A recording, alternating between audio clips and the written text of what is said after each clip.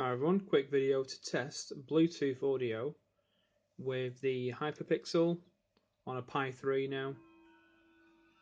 Oh, and I appear to have started the film. Ooh. Well, the touchscreen works.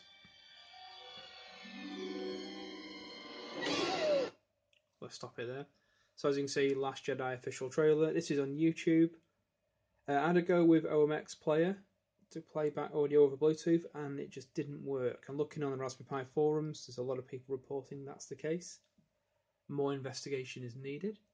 But anyway, Bluetooth audio for watching a video from YouTube, which is what we pretty much do these days.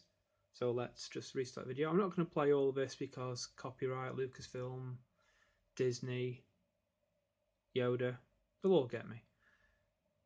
So just a quick test just to show how synchronized the audio is to the video.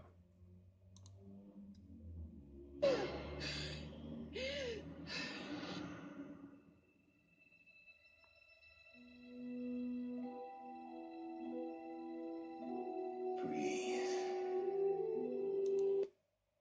Light.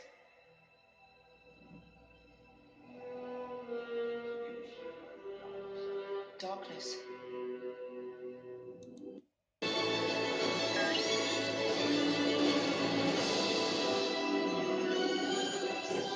I only know one truth.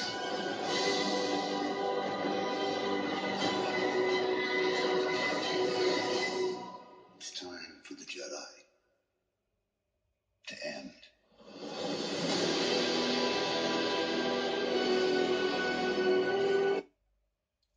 As you can see, it's pretty tight. It's not too bad, really.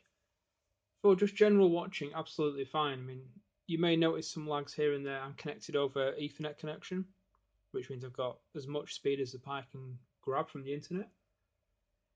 So you may notice some speed problems and synchronicity.